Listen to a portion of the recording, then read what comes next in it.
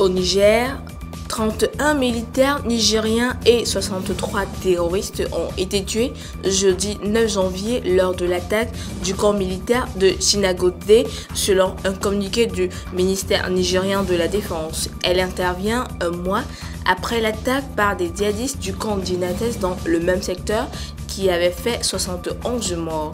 La même technique de combat a été utilisée par les djihadistes comme à Inates, à savoir pilonnage et destruction du réseau GSM dans le village de Darédé. Mais cette fois-ci, la stratégie des djihadistes n'a pas marché. Les soldats en poste ont résisté aux assauts des djihadistes qui ont tenté de prendre en tenaille la garnison. En effet, ce sont 2 colonnes de terroristes qui ont attaqué la position des soldats. Plusieurs véhicules lourdement armés sont arrivés du côté ouest, direction Akabar au Mali. La seconde, essentiellement composée de plusieurs dizaines de motos, est venue du côté est de la forêt de Ikrafan au Niger. Les soldats de Chinagodé, qui ont toujours en mémoire la perte de leurs 71 camarades à Inates, ont opposé une farouche résistance et ont pu donner l'alerte par radio pour demander un appui aérien. Le Soudan a commencé à autoriser les commerçants privés à exporter de l'or, une mesure conçue pour réprimer la contrebande et attirer des devises étrangères dans le trésor public du pays qui est à court d'argent. Jusqu'à présent, la Banque centrale du Soudan a été le seul organisme légalement autorisé à acheter et à exporter de l'or et également à mettre en place des centres pour acheter le métal aux petits exploitants miniers. Le gouverneur par intérim de la Banque centrale, Bad al-Din Abdelrahim Ibrahim, a déclaré le 1er janvier que la banque mettrait fin à ses achats d'or. Le Soudan a produit environ 93 tonnes d'or en 2018, a déclaré le ministre de l'Énergie et des Mines Adil Ibrahim arrêté en novembre, ce qui en ferait le 3e producteur d'Afrique après l'Afrique du Sud et le Ghana, selon le service géologique des États-Unis. Dans une nouvelle réglementation diffusée le 1er janvier, la Banque centrale a déclaré que les sociétés minières privées pouvaient désormais exporter jusqu'à 70% de leur production à condition de déposer les recettes dans les banques locales.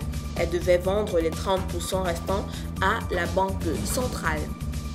Au Nigeria, Ali Dangote, l'homme le plus riche d'Afrique, prévoit de prendre des locaux à New York pour diversifier ses investissements et éviter le risque de fluctuations monétaires sur son continent d'origine.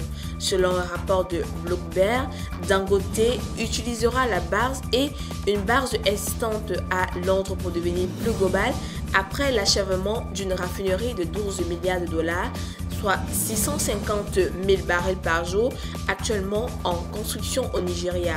L'homme d'affaires nigérien de 62 ans s'est enrichi de 4,3 milliards de dollars en 2019, alors que sa fortune continuait de croître grâce à des investissements dans le ciment, la farine et le sucre. Son conglomérat Dangote Industries comprend la société Dangote Cement PLC, cotée de Alagos, et 4 autres sociétés cotées en bourse sous l'égide de Dangote qui représentent plus d'un 5e de la valeur de la bourse nigériane. Le secteur gazier se porte bien au Nigeria. Le pays annonce une production de 30 millions de tonnes par an au cours des prochaines années.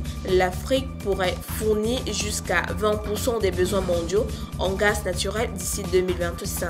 C'est ce qui ressort du dernier rapport de la Chambre africaine de l'énergie sur les perspectives énergétiques de l'Afrique pour 2020.